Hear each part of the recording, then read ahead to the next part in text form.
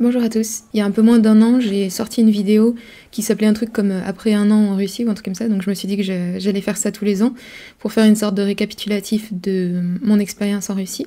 Et puis cette fois-ci, je voulais aussi essayer de rassembler les informations que j'ai après 2 ans en Russie pour faire comme une sorte de petit guide pour les Français qui pensent peut-être, qui envisagent de s'installer en Russie.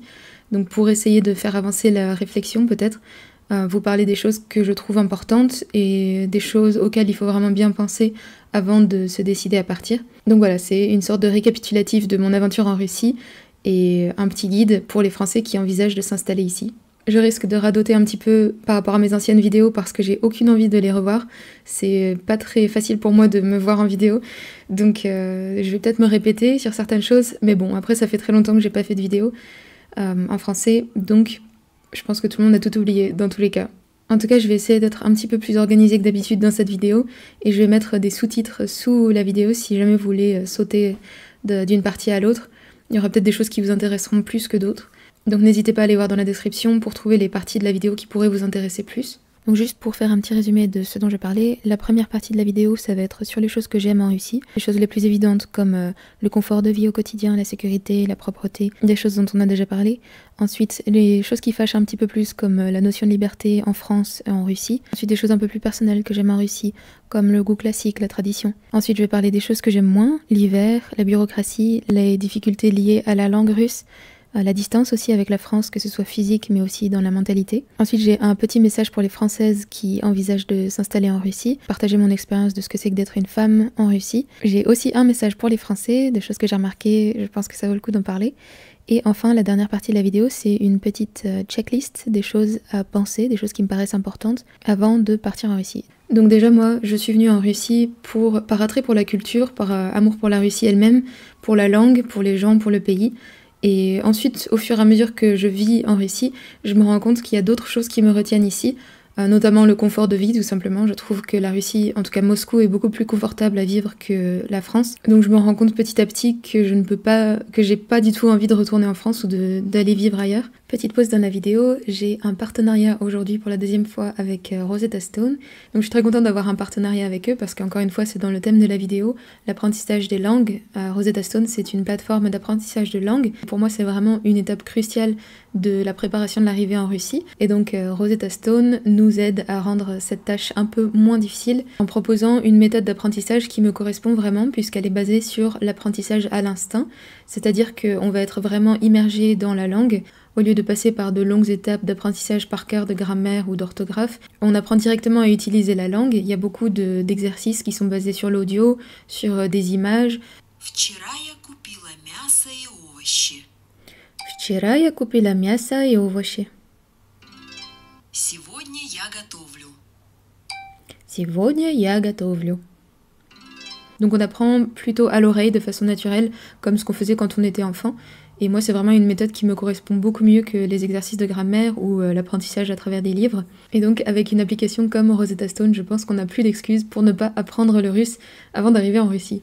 Donc n'hésitez pas à aller voir le lien dans la description. Il vous permettra d'obtenir une offre de moins 60% sur les 25 langues qui sont proposées par Rosetta Stone. Les choses que je trouve en plus en Russie par rapport à la vie en France, donc il y a tout un confort matériel qu'on n'a pas forcément en France, sur certaines choses en tout cas.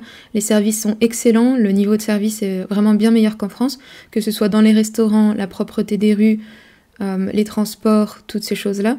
Les services de livraison, c'est extrêmement efficace. On s'y fait très vite. Moi, je suis devenue très paresseuse depuis que je suis arrivée en Russie parce qu'on peut commander de la nourriture, des médicaments et ça va être livré devant chez nous en 30 minutes à peine. Donc c'est vrai qu'il y a un confort de vie auquel on s'habitue très vite. Les restaurants sont ouverts à toute heure de la journée. La plupart d'entre eux sont de très bonne qualité pour des prix qui sont raisonnables. Donc je peux manger à l'extérieur très facilement. Le service est très rapide, de meilleure qualité qu'en France. Les serveurs sont plus polis, plus attentionnés qu'en France en général. Donc ça, c'est très, très confortable aussi. Il y a des cafés, des restaurants, des magasins absolument partout. On n'a pas besoin de chercher longtemps. Ils sont ouverts plus tard qu'en France. Ils sont ouverts le dimanche aussi. La Russie ne s'arrête pas de vivre le dimanche comme la France. Ça paraît pas grand-chose, mais en fait, au quotidien, on gagne quand même beaucoup d'énergie là-dessus. Et ça concerne pas que Moscou. Pour le coup, c'est des choses qu'on peut voir aussi dans des villes plus petites. Bon, après, je vais pas parler de villages, mais dans des villes de taille moyenne, disons, par rapport à l'échelle de la Russie, c'est tout aussi confortable. Au niveau des transports, c'est pareil, on s'habitue très vite à avoir un métro qui est propre. Les gens sont très réactifs, plus disciplinés et civils qu'en France. Ils vont pas s'arrêter en plein milieu du passage, ils ne crient pas dans le métro. Même aux heures de pointe, j'ai jamais vu de bousculade dans le métro. Ça doit arriver, bien sûr, mais par rapport à ce qu'on voit en France, c'est vraiment très facile de se déplacer. L'échelle est différente par rapport à Paris, donc on va passer du temps dans les transports, c'est sûr, à Moscou. Mais ça se passe très bien, c'est confortable. Parfois on est un peu tassé dans les heures de pointe, mais les gens sont en général polis et ne vous marchent pas trop dessus et essayent de faire en sorte que ça se passe le mieux possible. Donc en fait, ces petites choses matérielles, pour moi, ça me change la vie parce que je me sens plus libre de me déplacer, de faire plus de choses. Je perds moins d'énergie à chaque fois que je sors de chez moi. Au niveau de la sécurité, c'est exactement la même chose, j'en ai parlé plein de fois, mais je perds moins d'énergie parce que je suis pas stressée de sortir. Je me souviens que quand j'habitais à Montpellier ou à Nîmes, en France, j'osais même pas sortir de chez moi parce que je savais que j'allais être stressée.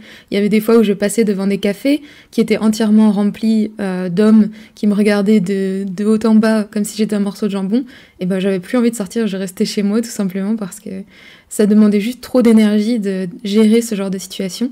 Alors qu'en Russie, les gens sont polis, il n'y a pas de problème de sécurité, on peut se promener, peut-être pas partout, peut-être pas dans tous les quartiers de Moscou, mais en tout cas dans le centre-ville, c'est vraiment très sécurisé. Je me suis jamais sentie en insécurité en Russie, sauf une fois à Saint-Pétersbourg. Saint-Pétersbourg, c'est une ville un peu plus spéciale, un petit peu moins safe peut-être que Moscou, et quand j'étais tout en haut du boulevard Nevsky, je me suis perdue dans ces coins-là. Là, c'était un peu moins sécurisé, je pense, ou un peu moins agréable, disons, mais il m'est rien arrivé, et je me suis pas fait siffler ni quoi que ce soit. Alors qu'en France, ça me prenait juste une énergie de fou, juste le temps de rentrer chez moi depuis l'université, de gérer toutes les personnes qui me demandaient une cigarette, qui me demandaient des sous, qui me demandaient mon numéro. C'est trop difficile pour moi, je suis pas sociable, j'arrive pas à gérer les gens comme ça dans la rue. Donc c'est vrai qu'en Russie, ça me change la vie. En fait, ça me donne un énorme sentiment de liberté. Et c'est quelque chose que j'ai entendu pour plusieurs aspects de la vie en Russie, ce sentiment de liberté. Donc en général, les Européens ne veulent pas me croire quand je dis que je me sens plus en liberté en Russie que dans l'Ouest. Parce que, avec ce qu'on entend dans les médias, ils s'imaginent que la Russie est une prison géante. Mais vraiment, sur plein d'aspects de la vie, en fait, je me sens plus libre. Déjà, sur ce côté matériel, où je peux sortir comme je veux, à toute heure, les transports sont faciles, les taxis sont pas très chers, je les utilise régulièrement. J'ai aussi une impression de liberté dans le sens où je peux parler de tout en Russie en général, alors qu'en Europe, le plus souvent, il fallait que je fasse attention à mes mots quand je parlais de sujets qui sont un petit peu sensibles comme l'immigration, le féminisme ou tous les sujets hyper tendus du moment. Alors qu'ici, les gens sont beaucoup plus directs. Il n'y a pas vraiment ce genre de tabou où on s'empêche de parler. Il n'y a pas cette gêne où on sait qu'on va être pris pour un fasciste si on dit que l'immigration ne fait pas que du bien à la France, par exemple. En Russie, ils ne mâchent pas leurs mots, donc on peut parler de tout, et ça, franchement, c'est un énorme soulagement pour moi, de ne pas avoir à garder mes pensées pour moi. Au niveau des papiers, de la bureaucratie, des choses comme ça, c'est la même chose. En Russie, c'est plus efficace qu'en France, même s'il y a beaucoup de bureaucratie. Ça se passe mieux parce que les services sont ouverts plus longtemps. Il y a beaucoup de choses qu'on peut faire en ligne aussi. Ils ont de très bons services en ligne. Les banques, pareil. La différence est juste incroyable entre les banques françaises et les banques russes. En Russie, en 2 clics, on a résolu tous nos problèmes. On n'a pas besoin d'attendre son conseiller particulier qui nous réponde dans les 2 jours. Tout va plus vite, tout est plus confortable en un sens. Quelque chose d'autre que j'aime beaucoup en Russie, c'est le dynamisme. Et bien sûr, je suis biaisée parce que j'habite à Moscou et c'est la ville la plus dynamique de Russie. La ville qui se développe le plus rapidement, mais c'est quand même une impression assez générale que j'ai parce que je voyage beaucoup en Russie et même dans les petites villes, j'ai l'impression que les centres-villes se développent, les choses s'améliorent et c'est vrai que ça pousse, ça donne de l'énergie en fait de voir un pays qui se développe, qui va vers l'avant, alors qu'en France j'ai parfois l'impression qu'on va plutôt dans l'autre sens. Dans les grandes villes, la sécurité, la propreté ne s'améliorent pas et puis pareil, la France est quand même très en retard au niveau de la modernisation du pays par rapport à, par exemple, j'étais en Chine en mai dernier. Et c'est vrai que par rapport à la Chine ou à la Russie, on est quand même assez en retard sur beaucoup de choses. Donc j'ai l'impression que la France vit un petit peu sur ses acquis et qu'on se développe plus, ou en tout cas pas du tout aussi vite que d'autres pays qui vont de l'avant. Donc moi je trouve ça très agréable de vivre dans un pays où on sent vraiment l'énergie et on sent la progression. Après je dis pas, il y a vraiment beaucoup de domaines bien sûr où la France est excellente et encore très loin d'être dépassée. Mais c'est juste la tendance qui est différente. La tendance vers l'amélioration ou la tendance au contraire vers la stagnation. Ça se dit ça ? Stagnation ? Il y a un côté de la Russie aussi que j'aime beaucoup, c'est le côté très classique, un petit peu vieille école des gens. J'aime beaucoup le fait que tous les Russes sont vraiment passionnés par leur langue, par la littérature. Il y en a beaucoup qui râlent aussi parce qu'ils ont été obligés de lire les classiques quand ils étaient à l'école. Et donc ils ont une dent envers la littérature russe à cause de ça, comme en France d'ailleurs. mais je trouve qu'il y a beaucoup plus d'intérêt de façon générale pour la littérature, pour les choses classiques, pour la beauté classique, qu'en France. Et moi, comme je suis une personne assez vieille école et classique aussi, dans certains aspects de la vie en tout cas, je déteste l'art moderne. La notion de beauté qu'on a en France aujourd'hui, ou parfois, j'en ai parlé un petit peu dans la vidéo que j'avais faite sur les Jeux Olympiques, on n'essaye pas de faire des choses qui sont belles, mais plutôt de faire des choses qui sont choquantes ou trop originales. On essaye de toujours briser les barrières, etc. Et peut-être que c'est bien de temps en temps, mais la beauté, pour moi, c'est quelque chose d'assez universel. En Russie, ils ont beaucoup de bon sens avec ça, ils essayent pas de réinventer la beauté à partir de quelque chose de laid ou de choquant, comme ce qu'on peut essayer de faire en France. Donc en France, je sais qu'on est le pays de la révolution, le pays des nouvelles idées, des choses comme ça. Il y a des fois, peut-être que c'est bien, oui, effectivement, d'essayer de repousser les limites de l'art ou de la beauté, mais de façon générale, j'apprécie plus les choses classiques. Et en Russie, c'est plus facile. Le goût des Russes me correspond plus parce qu'il est classique, et vraiment, c'est plus facile à apprécier pour moi. En Russie aussi, les gens ne se sentent pas obligés de mettre du politiquement correct dans tout ce qu'ils font, donc on ne parle pas d'écologie à chaque fois qu'on fait quelque chose, ou de féminisme ou de choses comme ça. Les gens ne se sentent pas obligés de faire ça, donc je reviens encore à cette idée de liberté. Pour moi, c'est très important de se débarrasser de cette hypocrisie qu'on a dans l'Ouest, à toujours essayer de cocher toutes les cases pour être le plus woke possible. Cocher la case, ouais, encore une fois, de écologie, diversité, LGBT, toutes ces choses-là. Je dis pas que ce sont de mauvaises choses, c'est juste qu'en général, ça tourne très très vite dans l'hypocrisie totale, où les gens se sentent obligés, prisonniers de ces valeurs de politiquement correctes qu'on est obligé d'appliquer à tout ce qu'on fait. Moi, ça me fatigue, je déteste ça. Je sais très bien que les entreprises, la diversité, l'égalité, l'écologie, c'est pas ce qui va leur apporter le plus, c'est juste qu'elles ont besoin de cocher ces cases pour être politiquement correctes et continuer de faire du profit. Mais tout ça, pour moi, c'est très hypocrite et je déteste ça. Au niveau du lavage de cerveau, c'est la même chose pour moi. J'ai l'impression que les Russes ont plus de recul et plus de bon sens que les Français aujourd'hui, en tout cas la nouvelle génération. Je vais encore me faire incendier dans les commentaires, mais c'est pas grave parce que la plupart du temps, les gens qui viennent m'insulter dans les commentaires quand je dis des choses comme ça, c'est des gens qui n'ont jamais vécu en Russie, qui ne parlent pas russe. Donc ça me fait bien rire quand ils me disent que j'ai le cerveau lavé, parce que moi j'ai la vision de l'Ouest, j'ai quand même vécu la plupart de ma vie dans l'Ouest, et maintenant ça fait 2 ans que je vis en Russie, ça fait 4 ans ou 5 ans que j'apprends le russe, que j'écoute des Russes, donc j'ai le point de vue des deux côtés. Et je vois qu'en moyenne, les Russes ont quand même pas mal d'esprit critique, pas tous bien sûr, mais il y en a beaucoup qui ont plus d'esprit critique que la nouvelle génération de l'Ouest, qui pour moi a tendance à voir un petit peu les choses en noir et blanc. Peut-être que je suis biaisée par mon expérience parce que j'étais en école d'ingénieur à Montpellier, dans un milieu particulier, avec autour de moi des gens qui étaient vraiment à fond dans le politiquement correct, mais quand même c'est une impression qu'on reçoit beaucoup plus en France, que la nouvelle génération se sent obligée de soutenir toutes les causes qui sont politiquement correctes, comme Palestine, Ukraine, ces choses comme ça, sans s'être renseignée. Il y a une espèce de notion de bien ou de mal très simplifiée, où on remet pas les choses en question parce que ce serait mal en gros. Donc si on n'est pas pro-Palestine, si on n'est pas pro-LGBT, tout de suite c'est mal en fait. Et ça n'invite pas à la réflexion quand on a une notion de bien et de mal directement imposée, je sais pas, par la pression sociale ou quelque chose comme ça. Donc parfois c'est vrai que ça fait un petit peu peur de voir les raccourcis qui sont pris, et donc moi je trouve que le lavage de cerveau est beaucoup plus présent dans l'Ouest qu'en Russie. En fait en Russie il y a une énorme réserve de bon sens qui fait que ça va être difficile de faire croire aux gens des choses qui sont complètement farfelues, parce que tout simplement ils sont terre à terre sur certaines choses et ils ont beaucoup de bon sens, et ça me rassure, c'est vrai, parce que parfois quand j'entends des trucs qu'on dit dans l'Ouest ou même que mes petites sœurs peuvent dire, ça fait un peu peur, je sais pas sur quelle planète elles vivent. Aussi encore un truc au niveau de l'hypocrisie, je reçois beaucoup de commentaires de la part de personnes de l'Ouest qui sont très en colère quand je dis des choses positives sur la Russie, et me faire insulter par des Français ou par des Américains parce que je dis des choses positives sur la Russie, pour moi c'est encore une fois énormément d'hypocrisie, parce que ces gens me disent « t'as pas honte de vivre en Russie, tu te rends pas compte, tu soutiens des crimes atroces, etc. » Mais je sais très bien que si j'étais partie aux États-Unis et que si je présentais ma vie aux États-Unis d'une façon positive, si je parlais de façon positive des États-Unis, je serais applaudie de tous les côtés. Les gens se sentiraient pas du tout obligés à me demander comment se porte ma conscience. Donc ça, encore une fois, c'est très agaçant pour moi, de voir qu'en France, il y a beaucoup de gens qui se mêlent des problèmes d'autres pays au lieu de se mêler de nos propres problèmes. Enfin, je veux dire, la France n'est pas toute blanche non plus. Je reçois aussi beaucoup de commentaires qui me disent « Oui, mais essaye d'aller protester contre le gouvernement russe, tu verras ce qui va t'arriver. » Mais en fait, j'ai pas du tout envie de... Enfin, je veux dire, c'est quoi cette notion de liberté où, pour les Français, la liberté, c'est pouvoir aller tout casser dans la rue, protester, faire de la révolution, encore une fois, mais s'il n'y a pas besoin de ça, Est-ce qu'on n'est pas plus libre en fait? Moi, je connais pas beaucoup de Russes qui ont envie d'aller faire la révolution parce qu'il y en a pas besoin. Et pour moi, c'est une notion de liberté qui est vraiment très étrange de penser que la liberté, c'est juste le droit de pouvoir se balader dans la rue tous les 4 matins avec des panneaux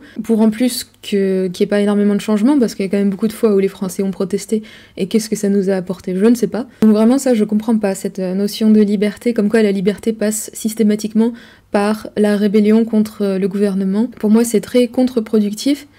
Il y a une fois où, à Montpellier, c'était à l'époque des Gilets jaunes, il y avait plein de jeunes qui étaient sortis dans la rue sous couvert d'être des Gilets jaunes, de faire partie des Gilets jaunes. Ils avaient mis des cagoules et ils avaient commencé à tout casser. Ils avaient cassé les arrêts de bus, tous les commerçants avaient d'un seul coup baissé la rideau en fer là devant les vitrines parce qu'ils savaient très bien que tout allait être cassé. Si c'est ça la liberté en France, bah non merci, au final je me sens plus en sécurité en Russie, sachant que si on essaye en Russie de briser une vitre ou de détruire une devanture de boutique ou un arrêt de bus, bah on va se faire arrêter en fait. Maintenant, les choses qui sont plus difficiles et auxquelles il faut vraiment penser quand on vient en Russie, j'en ai une petite liste que j'ai notée. L'hiver, bien sûr, en fait partie, parce que l'hiver dure très longtemps. À Moscou, pour moi, le froid n'est pas trop un problème, mais c'est plutôt la grisaille, où on voit pas le soleil pendant des jours et des jours. Et ça, franchement, ça a un impact sur la bonne humeur. Donc il y a des choses qui sont bien aussi l'hiver en Russie. La neige, bien sûr, c'est magnifique, moi je ne m'en lasse pas. Il y a beaucoup de choses à faire à Moscou, ils mettent des décorations partout, c'est très très beau. Donc ça remet un petit peu... Enfin, il y a vraiment une bonne ambiance, ça redonne de la bonne humeur malgré la grisaille. Les déneigements aussi à Moscou sont efficaces. Après, ils m'ont dit que ça avait beaucoup diminué ces dernières années, le niveau de déneigement, mais moi du coup, comme je suis arrivée il y a 2 ans, je l'ai pas trop remarqué. Et puis j'habite dans un quartier à Skolkovo où c'est vraiment très bien déneigé, donc ça, il n'y a pas de problème. Mais il y a des villes où l'hiver est plus difficile, comme à Saint-Pétersbourg. La ville de Saint-Pétersbourg est mal entretenue et il y a très peu de déneigement pendant l'hiver, donc il y a de la glace absolument partout. Il fait très très humide là-bas, c'est difficile à vivre vraiment l'hiver. Souvent j'y vais 1 ou 2 fois chaque hiver et à chaque fois que je sors du train, je me dis mais qu'est-ce que je fais là? Pourquoi je suis revenue? Comment j'ai pu oublier qu'il ne faut pas venir à Saint-Pétersbourg pendant l'hiver? Parce qu'on est transit d'un seul coup jusqu'aux eaux avec le taux d'humidité et le froid. Il y a du vent et tout, donc... Enfin, faut vraiment le vouloir. Après, si on a de la chance, parfois à Saint-Pétersbourg, on peut aussi tomber sur un des spectacles les plus beaux du monde. Saint-Pétersbourg sous une couche de neige fraîche, avec du soleil. Et là, c'est juste incroyable parce que c'est une très belle ville. Donc voilà, l'hiver, ça peut être long, il faut vraiment y penser. Après, il y a des villes plus au sud de la Russie où il fait pas si froid, comme à Sotchi. Le seul problème, c'est que tous les Russes ont bien compris qu'à Sotchi, il fait pas froid. Et donc, c'est difficile de trouver de la place là-bas. Donc si vous êtes très très frileux, l'hiver risque d'être long, à moins de bouger à Sotchi ou dans le sud de la Russie pour la moitié de l'année, ce que font beaucoup d'étrangers et beaucoup de Russes. Mais à Moscou, il fait pas très froid. Jusqu'à présent, j'ai eu du -20 maximum pendant une petite semaine, mais sinon ça tourne entre -10 et 5, donc ça va, c'est pas très froid par rapport à Québec par exemple. Et aussi les intérieurs sont très chauffés par rapport à la France où il fait plutôt froid dans les bâtiments publics ou même dans les maisons individuelles. Ici le chauffage est pas très cher, donc il chauffe énormément, donc on peut se réchauffer très facilement et ça reste confortable de façon générale. Le plus gros problème c'est vraiment le manque de soleil, je trouve. Deuxième chose que je trouve moins agréable en Russie, c'est que les banlieues ou les plus petites villes sont moins développées qu'en France. Donc en gros je trouve qu'en France maintenant dans les grandes villes ça devient beaucoup moins confortable qu'en Russie de vivre dans des grandes villes. Par contre, à la campagne, ça reste plus confortable en France qu'en Russie, parce que nos campagnes françaises sont plus riches, mieux développées, il y a plus d'infrastructures, les maisons sont plus agréables, alors qu'en Russie, c'est encore en développement, donc il va falloir attendre encore quelques années avant que ce soit confortable de vivre en banlieue. Donc si vous allez vous promener dans des banlieues de villes plus petites, la dernière que j'avais fait, ça devait être à Veliki Novgorod, en Russie, c'est lugubre, vraiment, les bâtiments sont lugubres. La dernière fois que j'ai dit ça, les Russes ont défendu leur banlieue en me disant que c'est parce que je suis une étrangère trop gâtée et que au moment de l'URSS, tout le monde était tellement content d'avoir ces maisons individuelles, ces petits appartements parce qu'ils revenaient de très loin et tout. Je comprends bien sûr, je comprends d'où ils viennent. Et il n'en reste que si on compare les petites villes françaises aux petites villes russes, ça reste beaucoup plus agréable de vivre en France qu'en Russie. Mais encore une fois, ce sont des choses qui changent. Et en Russie, tout s'améliore petit à petit, donc il va falloir attendre un petit peu, mais ça va changer pour le mieux, je pense. En tout cas, si les choses continuent comme elles vont aujourd'hui, c'est sûr que ça va changer pour le mieux. Autre chose très très importante, c'est la langue russe, et les gens s'en font une montagne, vraiment. Je pense pas que ce soit une montagne, c'est juste qu'il faut le prendre au sérieux, et y aller pas à pas, mais vraiment, vraiment y faire attention, vraiment, même si on n'en a pas besoin au quotidien, il faut apprendre le russe parce que ça change toute la vie. En Russie. Je connais des étrangers ici qui n'ont pas appris le russe, qui sont américains par exemple ou français, Et en fait, ils peuvent pas s'intégrer à la Russie si on n'apprend pas le russe. C'est même pas tant au niveau de la communication, parce qu'il y a quand même beaucoup de Russes à Moscou qui parlent anglais. C'est juste au niveau de la compréhension de la culture. Et puis pour moi, c'est juste une marque de respect. En fait, si on vient habiter dans un pays, il faut apprendre la langue, c'est tout. Il n'y a pas d'hésitation à avoir pour moi. C'est indispensable. Autre chose qui est difficile, ce sont les procédures d'immigration. Pour moi, c'est insupportable parce que c'est une perte de temps, ça demande beaucoup d'efforts. Et c'est pas facile, il y a beaucoup d'allers-retours à faire, de papiers à avoir. Il faut toujours en passer par là et c'est peut-être parce que je suis allergique à la paperasse de façon générale, mais vraiment pour moi ça c'est difficile. Après, encore une fois, ça reste plus efficace qu'en France parce qu'il y a beaucoup de choses en France où il faut toujours envoyer des papiers à mettre dans une enveloppe et passer par la poste, ce qui est assez incroyable pour moi. Alors qu'ici, ils ont une espèce de plateforme centralisée qui s'appelle Gosuslugi, donc qui rassemble vraiment tout ce dont vous avez besoin.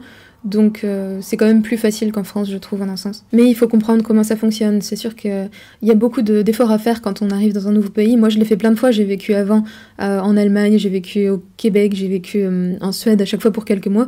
Et il faut tout réapprendre, ça prend beaucoup d'énergie. Donc il y a des aspects de cet apprentissage qui sont vraiment très intéressants, où tout devient plus intéressant. Même aller au supermarché, c'est plus intéressant quand on est à l'étranger.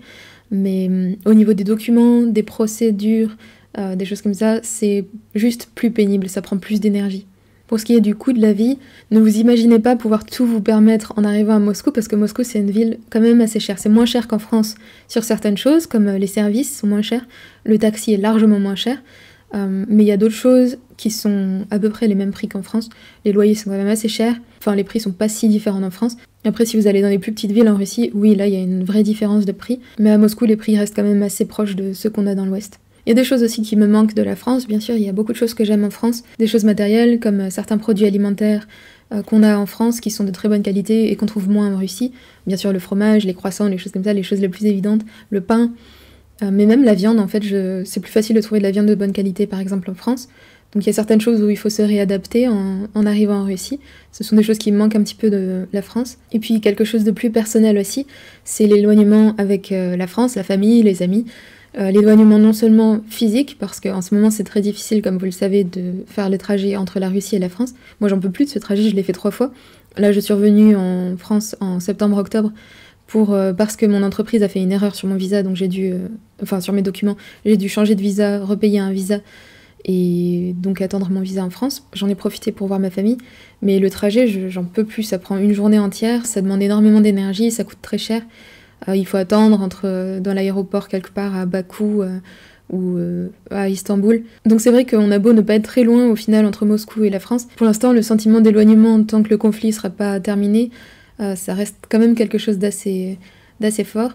Et puis même au niveau de la mentalité, je me rends compte que je m'éloigne un petit peu des Français parce que ça fait déjà 2 ans que je vis en Russie et parfois je rentre en France et je me rends compte mais je vis plus sur la même planète, en fait, je comprends plus les gens, il y a des préoccupations qui me passent à côté. C'est vraiment sur tous ces trucs de politiquement correct où j'ai beaucoup de mal à rentrer en France, parce que je l'oublie un petit peu quand j'habite en Russie.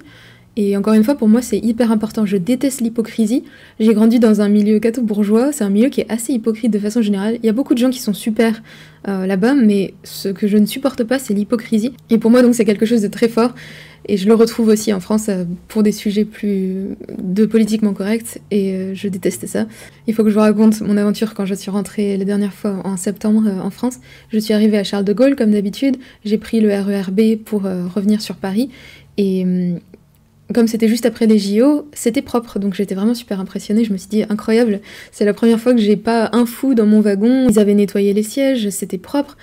J'étais très impressionnée. Et puis au bout de 5 minutes de trajet, il y a quelqu'un qui rentre dans le wagon et qui fait ses besoins au fond du wagon.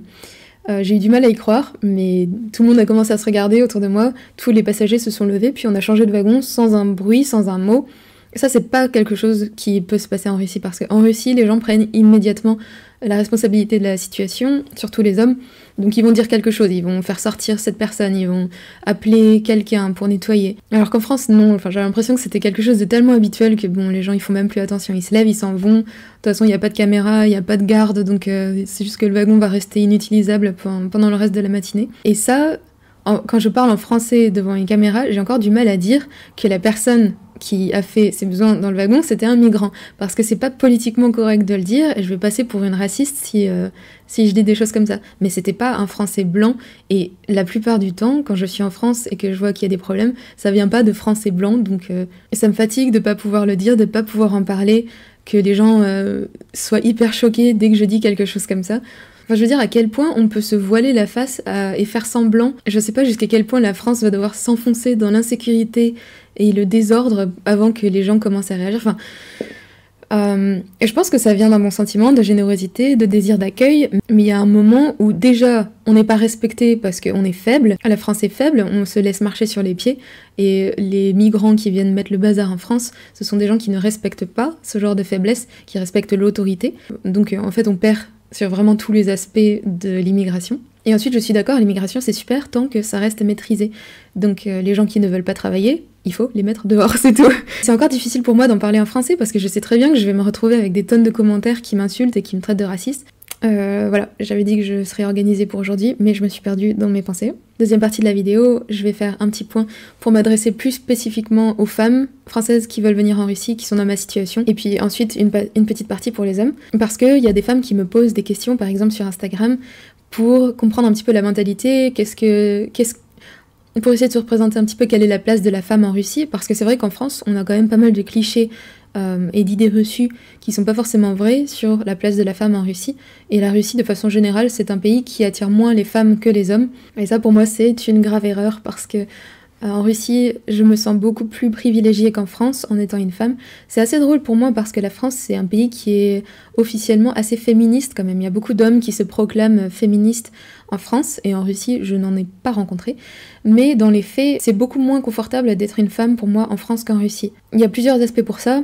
Encore une fois, la sécurité, c'est un truc énorme pour moi.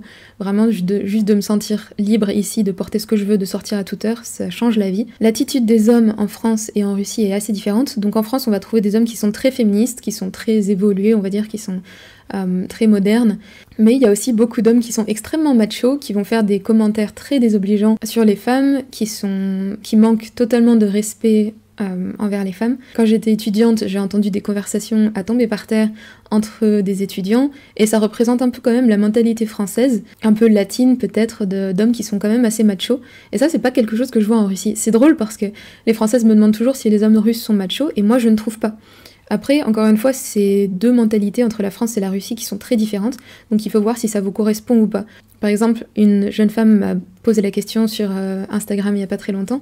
Est-ce qu'un homme russe va faire la cuisine et la vaisselle pour elle ? Je pense que venir en Russie pour trouver un homme qui va vous faire la cuisine et la vaisselle, c'est pas forcément la meilleure stratégie. Il vaut mieux aller en Suède ou dans un pays comme ça. Par contre, un homme russe, il sera beaucoup plus capable de prendre une décision, de prendre la responsabilité d'une situation. Ils sont plus masculins que dans l'Ouest, de façon générale. Puis c'est pas non plus qu'un homme russe va attendre de vous, en tant que femme, que vous soyez derrière les fourneaux tout le temps, en permanence. Pas du tout. En tout cas, pas à Moscou. À Moscou, les gens sont modernes. Mais c'est vrai que la dynamique est plus vieille école, plus traditionnelle. Moi, ça me correspond beaucoup mieux. Mais je comprends que ça correspond pas à tout le monde. Par exemple, mes petites sœurs ne seraient pas du tout heureuses en Russie, je pense. Parce qu'il y a beaucoup de femmes françaises qui ont besoin de se prouver. Justement, je pense, parce que les hommes français dénigrent beaucoup... Enfin, pas tous, évidemment. Il y a beaucoup d'hommes français qui ont une vision très négative de la femme et qui dénigrent la femme plus souvent qu'en Russie. Alors qu'en Russie, elles ont beaucoup moins besoin de se prouver, les femmes, je trouve. Parce que les hommes sont plus respectueux, plus vieille école, plus gentlemen que les Français. En fait, c'est assez drôle parce que parfois, sur certains aspects, les Russes sont quand même plus rustiques en moyenne que les Français, et sur d'autres, ils sont plus gentlemen. Donc ils s'occupent plus des femmes, ils font plus attention. Ici, tout le monde va vous tenir la porte, vous faire passer devant, vous aider, vous porter vos bagages. Il y a beaucoup de choses comme ça. Aussi, quelque chose que j'aime bien ici, c'est que les gens apprécient beaucoup la féminité, qu'ils soient des femmes ou des hommes. Tout le monde apprécie la beauté, la féminité. Les qualités féminines sont reconnues, alors que dans l'Ouest, c'est plus les qualités masculines qui sont reconnues. Ça, c'est vraiment très compliqué à comprendre, parce que en un sens, la société de l'Ouest est beaucoup plus féminisée, on va dire. On parle tout le temps de féminisme, on essaye de mettre des femmes absolument partout. Et même, je trouve que les valeurs qui sont véhiculées par la société à l'Ouest sont plus féminines, en un sens.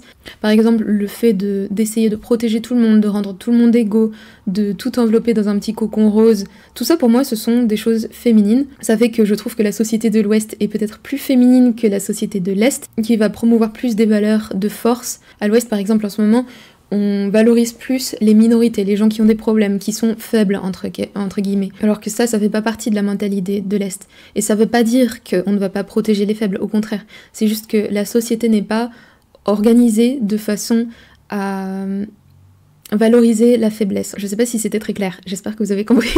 Au niveau de la carrière, après moi je suis dans un milieu un petit peu spécifique, je suis dans une entreprise internationale et je suis scientifique, ingénieur. Donc peut-être que j'ai une expérience biaisée là-dessus, mais jamais je n'ai ressenti le moindre machisme au travail. Au contraire, les gens sont beaucoup moins machos qu'en France, je trouve. Si vous avez un cerveau, ça change absolument rien que vous soyez une femme ou pas. Encore une fois, c'est peut-être parce que c'est le milieu international scientifique, je ne sais pas.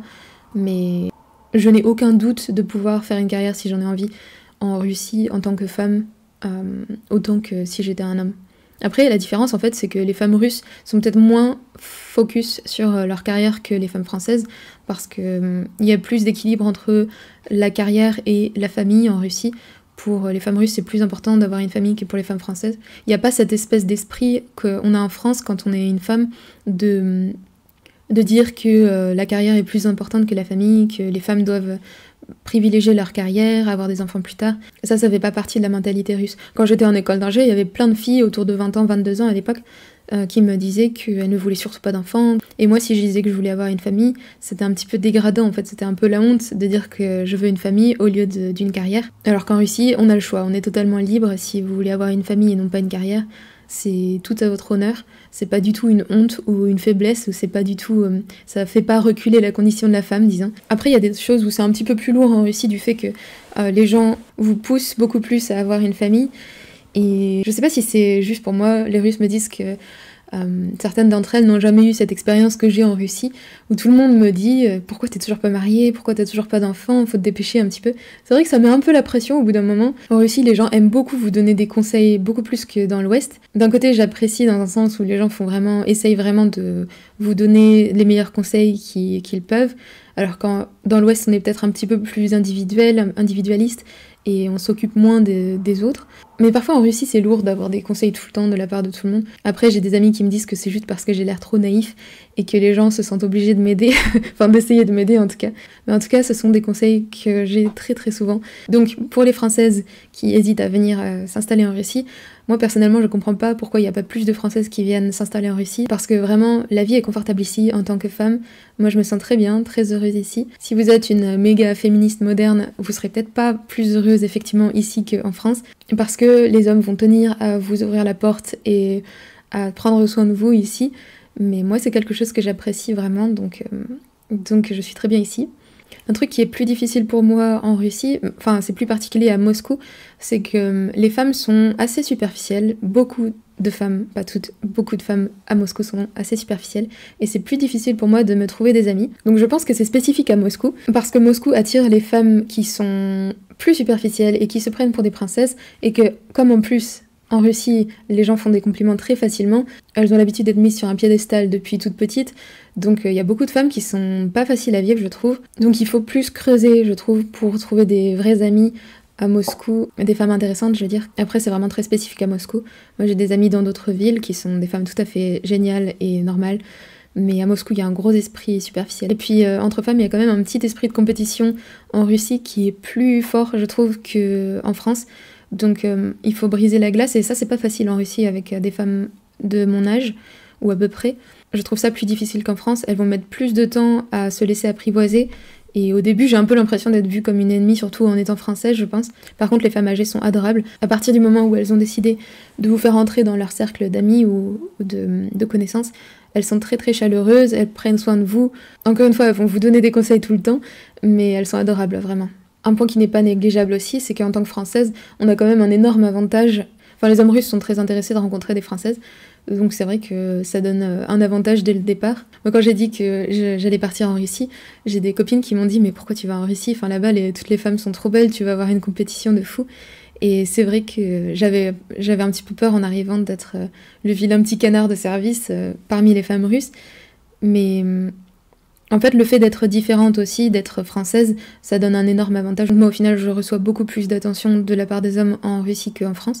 Et de façon générale, les hommes russes portent beaucoup plus d'attention aux femmes que les Français.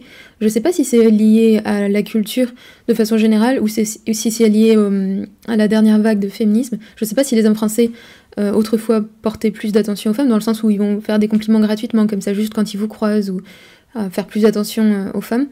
Je sais pas si c'était le cas, vu que j'étais pas là, mais en Russie, les hommes sont beaucoup plus ouverts.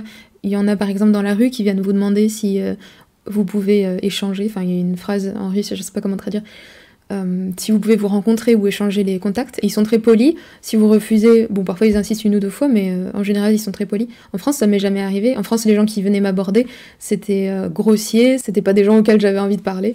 Donc c'est plus facile de rencontrer des gens ici en Russie je trouve. Et s'ils comprennent que vous êtes française en plus, alors là c'est beaucoup de points bonus. Maintenant, je suis pas un homme, mais il faut quand même que je laisse un petit message pour les hommes français qui viennent s'installer en Russie. Il y en a beaucoup plus que des femmes françaises, et la plupart du temps, ils sont intéressés par les femmes russes, évidemment. C'est une chose que j'aime vraiment pas voir parfois chez les Français ou les étrangers de l'Ouest, de façon générale, qui viennent en Russie, qui viennent avec un espèce d'esprit de colon, en imaginant qu'ils vont avoir beaucoup de privilèges en venant en Russie. Ça reste un petit peu le cas, je pense, qu'on attire l'attention, parce qu'il n'y a pas tant de Français que ça en Russie. Donc forcément on dénote un petit peu. Il y a beaucoup de Russes qui sont encore intéressés par la culture française, mais par contre les années 90 c'est fini. C'est-à-dire que les femmes russes ne vont pas vous tomber dans les bras juste parce que vous êtes un Français.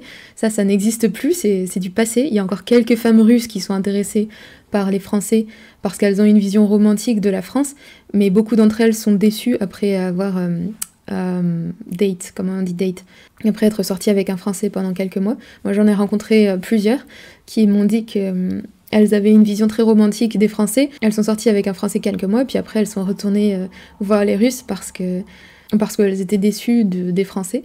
Donc il faut pas venir ici avec des étoiles plein les yeux et des rêves plein la tête, enfin faut être un peu réaliste je pense. Et effectivement dans les années 90 je pense que c'était facile de venir ici et de trouver une femme russe idéale qui serait prête à se jeter à votre cou parce que la situation économique de la Russie faisait que c'était pour elle une porte de sortie. Mais aujourd'hui c'est plus du tout le cas. Enfin peut-être si vous allez au fin fond de la Sibérie dans un petit village, mais en tout cas à Moscou ce sera pas si facile que ça. Je pense que c'est beaucoup plus difficile de sortir avec une femme russe qu'avec une française, pour un Français en tout cas, parce qu'elles vont attendre de vous que vous soyez vraiment comme les hommes russes, c'est-à-dire d'être vieille école, de leur tenir la porte, de payer pour elles, de prendre la place de l'homme traditionnel. Et si vous n'êtes pas prêt à ça, ben la plupart des femmes russes ne seront pas intéressées. Aussi, autre chose, j'ai entendu pas mal d'histoires, j'ai vu des choses se passer aussi de mes propres yeux. Et en gros, les femmes russes sont beaucoup plus séductrices et elles savent beaucoup mieux s'y prendre avec les hommes que les femmes françaises. En France, il y a une espèce de conflit entre les femmes et les hommes. Donc les femmes sont plus tendues, sont plus dans l'esprit de se prouver, d'être plus masculines que les femmes russes, qui sont très féminines, très dans la séduction en fait. Donc d'après ce que j'ai vu, il y a beaucoup d'hommes français qui se font totalement avoir, qui se font rouler dans la farine, donc faites attention à vous. Après, moi j'avoue que je ressens pas énormément de pitié pour les hommes qui viennent ici dans l'espoir de trouver la femme idéale. Enfin, je veux dire, il faut être un petit peu réaliste. Si une femme se jette à votre cou et vous demande de l'emmener partout dans Moscou, dans les restaurants les plus chers, enfin, faut ouvrir les yeux au bout d'un moment. C'est pour ça aussi que je dis qu'il faut vraiment se renseigner sur la culture, apprendre la langue, essayer de comprendre les Russes avant de venir ici en s'imaginant des choses. Il faut être réaliste un petit peu. Et donc, il y a des hommes étrangers, français et d'autres nationalités de l'Ouest qui se font avoir en venant à Moscou. Après, si vous comprenez la culture, si vous arrivez à vous adapter, à remplir ce rôle d'homme qui est attendu en Russie, je pense que c'est le jackpot, effectivement. C'est plus facile, je pense, de trouver une femme ici qui soit plus féminine, plus traditionnelle, et plus orientée sur la famille qu'en France. Donc il y a beaucoup d'hommes français qui viennent ici avec cet espoir. À Moscou, il y a pas mal de femmes qui sont appelées ici des escortes, donc qui sont des femmes qui aiment le luxe, qui vont se promener dans des endroits très luxueux de Moscou, comme Moscou City, et qui vivent au crochet des hommes. C'est pas trop une dynamique que j'ai vue en France, en tout cas pas dans les milieux où j'étais, mais à Moscou, il y en a plus, et elles risquent de mettre le grappin. Et donc un homme français qui n'est pas habitué à ce genre de dynamique peut, d'après ce que j'en sais, se faire avoir très facilement. Ensuite, pour la dernière partie de la vidéo, j'ai une espèce de petite liste de choses que je vous conseille de faire. Je vais pas parler des choses les plus évidentes comme trouver un appart, trouver un job, ce genre de choses-là, parce qu'il y a beaucoup de chaînes qui en parlent beaucoup plus que moi. Moi, j'ai aucune envie de me spécialiser dans l'accueil des Français à Moscou, parce que ça m'intéresse pas trop, en fait, l'aspect matériel. Je pense que c'est des choses qu'on peut régler tout seul, et il y a beaucoup d'autres chaînes qui en parlent mieux que moi. Moi, je passe déjà assez de temps à essayer de me dépatouiller avec mes propres paperasses en Russie. J'ai pas envie de faire ça à plein temps. Mais il y a des choses que je considère très importantes avant de venir en Russie, donc c'est juste une espèce de petite piqûre de rappel, ou de mettre l'accent sur des choses qui me semblent importantes avant de venir, pour faciliter l'atterrissage en Russie. En plus, moi j'ai une expérience quand même assez spécifique de mon arrivée en Russie, parce que j'ai trouvé un travail dans une entreprise internationale, c'est-à-dire que j'avais pas besoin de parler russe en arrivant, je parle anglais tous les jours au travail.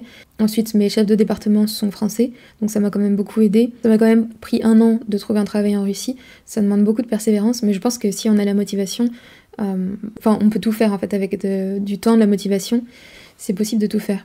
Donc première chose, c'est la langue, j'en ai déjà parlé dans cette vidéo, mais je veux remettre l'accent dessus parce que pour moi c'est indispensable pour bien s'intégrer en Russie. Même si la langue russe vous paraît difficile, allez-y petit à petit, essayez de trouver la méthode qui vous correspond le mieux, si vous êtes auditif, si vous préférez apprendre en passant par la grammaire. Il y a beaucoup de Français qui viennent ici en Russie déjà pour quelques mois, qui passent quelques mois à l'Institut Pouchkine pour prendre des cours de russe, dans l'idée de s'installer et ensuite retrouver un travail qui correspond à leur domaine.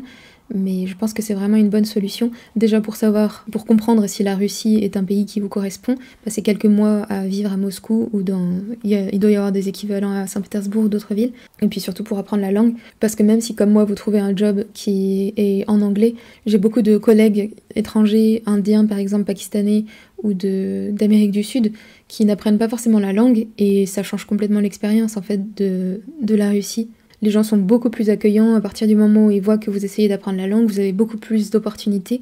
Et puis même pour voyager en Russie, pour moi c'est vraiment indispensable, il faut vraiment prendre ça au sérieux, vous prenez quelques mois, vous écoutez un petit peu tous les jours. Il y a tellement de moyens mis à notre disposition en ce moment pour apprendre les langues que c'est pas possible de passer à côté. Et d'ailleurs, petite parenthèse, même si aujourd'hui il y a ce visa idéologique qui a été mis en place, où vous n'avez pas besoin de parler le russe pour vivre en Russie, même s'il y a cette possibilité maintenant, vraiment apprenez la langue, c'est juste la meilleure chose que vous pouvez faire pour vous préparer à arriver en Russie. Encore une fois, faut pas s'en faire une montagne, le russe, si on y va petit à petit, étape par étape, ça se fait, ça s'apprend. Deuxième point que je trouve important, c'est qu'il faut être hyper en règle avec les papiers. Il y a une espèce d'impression qu'en Russie, on peut payer pour obtenir certaines faveurs ou obtenir certains papiers. Moi, c'est vraiment pas quelque chose que je recommande parce que je vois que les autorités russes sont de plus en plus sévères avec les étrangers. Il y a eu par exemple cette attaque au Crocus il y a pas très longtemps, il y a quelques mois, et ça a fait que les autorités russes ont commencé à vraiment resserrer les processus d'immigration. Il y a des contrôles, il y a des vérifications, il faut vraiment être super en règle avec les papiers, prenez ça au sérieux, c'est super important, ça prend du temps, mais une fois que c'est fait, on dort mieux, je trouve. Par rapport aux 2 points que je viens de mentionner, je trouve ça aussi super important en tant qu'étranger. Vous représentez la France, vous représentez l'Ouest, donc essayez d'être réglo. Il y a vraiment certains étrangers, certains Français parfois, que je vois arriver vraiment en colon, en consommateur, et je déteste cette attitude. Là, avec le visa idéologique, je pense qu'il va y avoir plus d'Européens ou d'Américains qui vont venir s'installer en Russie, et j'espère qu'ils vont pas ruiner l'image des étrangers que les Russes ont, parce que pour l'instant on est très très bien accueillis en Russie. En tant qu'étranger, les gens sont toujours intéressés de savoir d'où je viens, qui je suis, pourquoi je suis là. Il y a des choses qui sont moins faciles pour les étrangers, tout ce qui est administratif, à chaque fois que je veux faire quelque chose. Par exemple, là j'en ai déjà parlé plein de fois, mais j'avais un projet d'illustration d'un jeu de cartes que j'ai fait imprimer, que j'ai envoyé, et en fait même pour signer un contrat avec une entreprise de distribution, enfin de poste, comme la Poste, c'est très difficile en tant qu'étranger. Il faut faire beaucoup plus d'allers-retours, beaucoup plus de démarches pour faire quoi que ce soit. Mais par contre, au niveau individuel, on est très bien accueillis et ça donne un avantage d'être étranger parce que les Russes sont très ouverts là-dessus. Ils sont très, très curieux de savoir ce qui vous a amené là. Donc pour l'instant, ça donne un avantage d'être un étranger en Russie. Mais je pense que ça va rester comme ça seulement à condition que les étrangers se comportent correctement. Donc ça c'est vraiment la petite chose qui me fait peur par rapport à ce visa idéologique. J'ai peur que les étrangers ne fassent pas l'effort d'apprendre la langue russe maintenant et qu'il y ait des étrangers qui soient moins préparés à venir en Russie, qui viennent s'installer ici avec les mauvaises idées, les mauvaises intentions. Donc s'il vous plaît, ne faites pas partie de ces gens-là. Et apprenez la langue, soyez en règle avec les papiers, ne venez pas ici avec des idées d'Européens, à essayer de faire changer la Russie avant d'avoir compris comment la Russie fonctionne, qui sont les Russes, et voilà. Un autre conseil absolument évident, qui sera juste une piqûre de rappel, c'est de faire le maximum pour vous entourer de culture russe avant de venir. Moi, quand je suis arrivée il y a 2 ans à Moscou, je me suis installée ici. Directement, je me suis sentie comme chez moi, j'ai pas eu de choc culturel, parce que ça faisait déjà 2 ou 3 ans que je m'entourais de culture russe, que j'écoutais des podcasts, mon téléphone était en russe, enfin, je m'entourais de la langue, j'ai lu pas mal de littérature. D'ailleurs, que ce soit en français ou en anglais ou en russe, si vous n'avez pas le niveau de russe, de lire de la littérature, essayez de le faire quand même en français parce que, encore une fois, c'est un point culturel très important pour les Russes. Il y a la littérature, il y a aussi les vieux films soviétiques, les multiques, enfin les dessins animés soviétiques russes, toutes ces choses-là. Si les Russes apprennent que vous connaissez ces pans de leur culture, déjà ça leur fait trop plaisir, et en plus, vous comprenez quand même beaucoup de choses qui se passent en Russie, que vous auriez pas compris si vous avez juste appris le russe par des bouquins de grammaire sans trop s'intéresser à la culture. Donc tout ça, c'est des petites choses importantes qui paraissent rien, mais qui facilitent l'atterrissage en Russie, qui permettent de comprendre un petit peu la mentalité, certains aspects de la mentalité, et de s'habituer, de s'adapter. Après, moi, j'avais un énorme coup de cœur pour la Russie depuis le début, donc c'est vrai que j'ai pas eu trop de choc culturel. Il n'y a jamais eu de choses qui me dérangent ou qui me posent problème en Russie. Il y a des choses que j'ai toujours du mal à comprendre dans la mentalité, mais de façon générale, je me sens chez moi de base en Russie. Je pense qu'il y a toujours des pays pour lesquels on a plus d'affinité que d'autres, où on se sent chez soi, on a l'impression de retourner chez soi en arrivant. Et pour moi, oui, c'est vrai que la Russie, c'est mon pays de cœur depuis le début, depuis la première fois que je suis venue. En France, il y a une grosse communauté russe, donc vous pouvez chercher autour de vous des magasins russes et essayer de demander s'il n'y a pas des Russes qui peuvent vous donner des cours, par exemple, parce que non seulement vous allez apprendre la langue, mais ensuite ça permet quand même d'interagir avec des gens sur place. Quand j'habitais à Montpellier, par exemple, j'ai pris des cours là-bas. Il me semble que ça s'appelait La Belle Russie. Il y a un magasin et ils proposent aussi des cours, c'est une sorte d'association.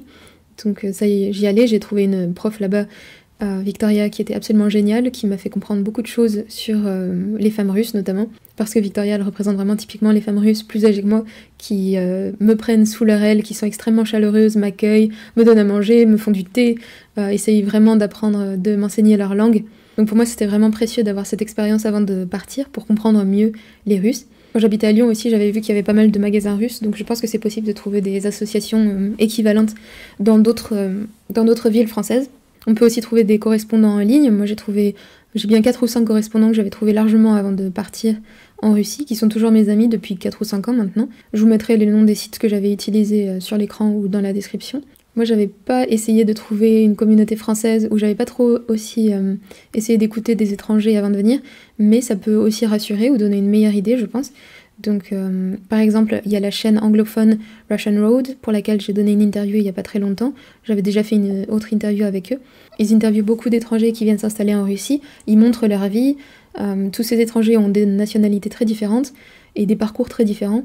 Donc je pense que c'est vraiment intéressant d'aller voir leur chaîne pour comparer un petit peu les parcours, comprendre quel genre de personnes viennent s'installer en Russie, quelles sont les possibilités. Je vous mettrai le lien vers mon interview avec eux dans la description si ça vous intéresse. Vous pouvez aussi télécharger Telegram, qui est un des réseaux sociaux les plus populaires en Russie. Il y a énormément de chaînes russes qui véhiculent de l'information sur différents sujets, que ce soit sur la ville de Moscou par exemple, des trucs politiques, n'importe quoi. Beaucoup de Russes se renseignent à partir de chaînes Telegram plus que la télé ou d'autres choses. C'est le canal en fait le plus populaire pour se renseigner sur plein de sujets. Donc vous pouvez trouver des chaînes, non seulement vous allez entraîner votre russe, mais en plus vous allez quand même comprendre un peu mieux aussi certains aspects de la culture à travers ça. Ensuite, pour moi, c'est indispensable de venir en Russie au moins une fois, 2 semaines, un truc comme ça, visiter un petit peu non seulement Moscou, mais aussi d'autres villes plus petites, savoir si vraiment ça correspond, si vous pouvez envisager d'avoir un vrai projet en Russie. Moi, c'est ce que j'avais fait. J'étais venue une première fois totalement au hasard, il y a 5 ans, un truc comme ça, pendant quelques jours à Saint-Pétersbourg, et c'est là où je suis tombée amoureuse de la Russie, j'ai décidé de rester. À l'époque, je savais pas du tout que j'allais m'installer en Russie, c'était un voyage un petit peu au hasard. Ensuite, je suis revenue en 2021 pendant 2 semaines pour voir mes amis, visiter d'autres villes, Saint-Pétersbourg, Tver, Moscou, et ça m'a complètement confirmée dans mon projet. Après, si vous venez à Moscou pendant l'été, à chaque fois que je rencontre des Français ou d'autres étrangers qui viennent passer 2 semaines à Moscou pendant l'été, ils sont hyper enthousiastes et ils sont convaincus que la Russie c'est pour eux. Et il faut prendre le temps de faire une pause quand même parce que c'est des conditions idéales et pas très représentatives de la réalité de passer 2 semaines à Moscou l'été, si en plus il fait beau. Et que vous êtes en vacances, c'est vrai que l'impression qu'on a de la ville est incroyable. Après, il faut voir aussi si l'hiver, on peut tenir en Russie. Mais ça donne déjà une bonne idée de l'atmosphère, de l'ambiance à Moscou. J'ai pas encore rencontré d'étrangers qui soient déçus de leurs 2 semaines de vacances à Moscou. Je connais personnellement 2 Français qui s'occupent de ça. Je sais qu'il y a d'autres chaînes, mais je les connais moins. Donc il y a Alexandre Prussien, que vous connaissez sans doute, qui organise très souvent des tours, qui pourra vous renseigner. Il a des formations sur plein de sujets différents, donc vous pouvez aller voir sa chaîne. Il est habitué à accueillir des Français, donc il saura où vous emmener, il saura comment vous aider avec les procédures administratives, des choses comme ça que je ne veux pas faire. Il y a aussi mon amie Leïla qui a un compte sur TikTok où elle fait des lives assez souvent et qui pourra aussi vous renseigner, répondre à vos questions. Donc je vous mettrai leurs liens à tous les deux dans la description, n'hésitez pas à aller voir. Ils ont des renseignements plus concrets, plus spécifiques que tout ce que je pourrais vous donner, parce que moi ce qui m'intéresse c'est de parler de la culture ou de voyager en Russie. Mais c'est vrai que tout ce qui est matériel et administratif, j'ai pas envie de m'en occuper, donc je laisse aux experts le soin de vous renseigner. Après, c'est tout à fait possible de tout faire tout seul. Moi, j'ai tendance à toujours vouloir tout faire toute seule. J'ai pris l'habitude depuis que je suis partie de chez moi à 18 ans de me débrouiller toute seule en permanence. Ça fait que parfois ça prend plus de temps, je fais des erreurs, je perds de l'argent sur certaines choses. Par exemple, l'année dernière, j'ai payé un avocat, enfin un juriste, assez cher pour faire avancer mes papiers. Je me suis rendu compte après que c'était inutile et que j'aurais pas dû faire ça. Donc voilà, je fais des erreurs, mais c'est vrai que j'ai l'habitude de tout faire toute seule et je continue comme ça pour l'instant. Mais ça peut vous faire gagner beaucoup de temps et d'énergie de passer par des gens qui savent ce qu'ils font. Donc voilà, je pense que je vais m'arrêter là parce que ça fait déjà 1h30 que je parle à ma caméra et j'en peux plus. J'espère que je me suis pas trop répétée et que j'étais assez claire. En tout cas, la conclusion de cette vidéo, c'est que moi, ça fait 2 ans que je vis en Russie, que j'ai aucun doute de vouloir rester ici, que je suis très heureuse de vivre en Russie, très reconnaissante aussi à la Russie pour les opportunités qu'elle m'offre. Reconnaissante aussi parce que je suis très bien accueillie en Russie, et ça c'est quelque chose dont j'étais pas sûre et qui me faisait peur aussi en arrivant, parce que je viens d'un pays qui est assez hostile à la Russie, officiellement, à travers les médias, et en fait je suis très bien accueillie en Russie. Pendant mes 6 premiers mois en Russie, je savais pas si j'allais rester parce que j'avais beaucoup de choses qui me manquaient, mes amis me manquent, ma famille me manque de France, et en fait je suis rentrée 3 fois en France, à chaque fois à peu près 2 semaines, pour voir ma famille ou pour des questions de papier. Et à chaque fois, ça me confirme plus que même si j'adore mon pays, même s'il y a plein de choses qui me manquent de la France et que je suis très reconnaissante à la France de m'avoir offert ce qu'elle m'a offert, je suis très contente d'être née en France et d'avoir grandi en France. Mais aujourd'hui, je peux pas m'imaginer de retourner vivre en France. C'est pas uniquement pour des questions de politique, de confort, c'est juste que pour moi, ma vie est plus intéressante en Russie, j'y ai plus d'opportunités. J'ai encore énormément de choses à voir, énormément de choses à faire en Russie, et je suis une personne qui a besoin d'aventure, donc ça me correspond. D'ailleurs, la plupart des gens que je rencontre qui viennent s'installer en Russie, ce sont des gens qui ont un besoin d'aventure comme moi, parce que c'est vrai que la Russie, c'est pas le pays le plus évident où on vient s'installer en tant que Français. Donc voilà, il y a plein de raisons qui font que je suis très heureuse d'être ici, et que pour l'instant j'ai aucune intention de bouger. Mais ça veut pas dire que tout est rose en Russie, ça veut pas dire que tout est facile. Si vous vous installez en Russie, il y a énormément de choses qui vont vous prendre du temps, de l'énergie, tout ne va pas se passer comme prévu, c'est sûr, mais je pense qu'on n'a rien sans rien, et pour moi ça vaut vraiment le coup de prendre le risque d'aller jusqu'au bout de ses idées, au moins pour essayer, même si peut-être c'est une erreur, au moins vous aurez pas de regrets. Enfin voilà, j'ai assez parlé, merci beaucoup d'être resté jusqu'au bout de la vidéo si vous êtes toujours là, et à bientôt. Я даю яблоко своей учительнице. Я даю яблоко своей учительнице.